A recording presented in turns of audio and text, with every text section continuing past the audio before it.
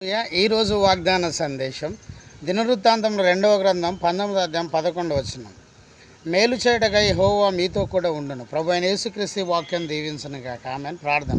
ప్రభువా, ఈ వాక్యం దీవించండి, మాతో మాట్లాడి మీ స్వరం వినిపించి, వినగల చెవులు గ్రహింపగల హృదయం దయచి, ఆత్మ చెప్తున్న సంగతులు చెవుగలవాడు వినుగాక. ప్రభు ఆశీర్వదించండి.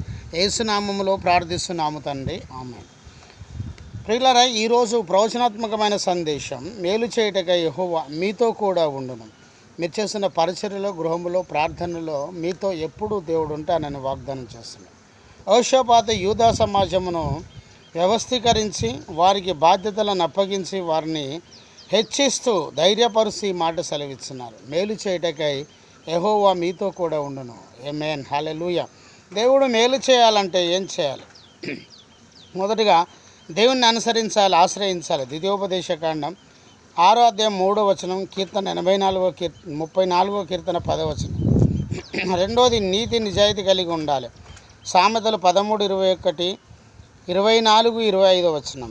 అలాగే మూడోది ఏక హృదయము, ఏక జీవితం కలిగి ఉండాలి. ఇర్మియా 32-39 వచనం.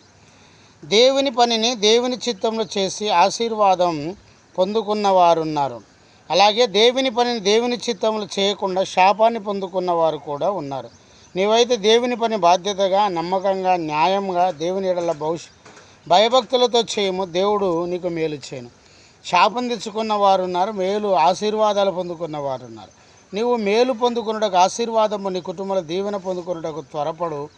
ప్రార్థన చేయి, దేవుడు నిన్ను దీవిస్తాడు. ప్రభు అయిన యేసుక్రీస్తు ఈ వాక్యం దీవించను గాక. ఆమేన్. ప్రార్థన. ప్రభు ఈ వాక్యం దీవించండి. మీరు మాట్లాడినారు తండ్రి. సబ్స్క్రైబ్ చేసిన బిడ్డలు, వినిన బిడ్డలను దీవించండి. యేసు నామములో ప్రార్థిస్తున్నాను తండ్రి. ఆమేన్. తండ్రి, కుమార, పరిశుద్ధాత్మ త్రియేక దేవుని సన్నిధానం సదాకాలం మీకు తోడు నీడై ఉండును గాక. ఆమేన్.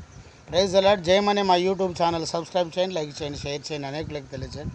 మీ ప్రార్థన అవసరాలకు మాకు కాల్ చేయండి. మా cell number 9948930321. Praise the Lord. God bless you. Amen.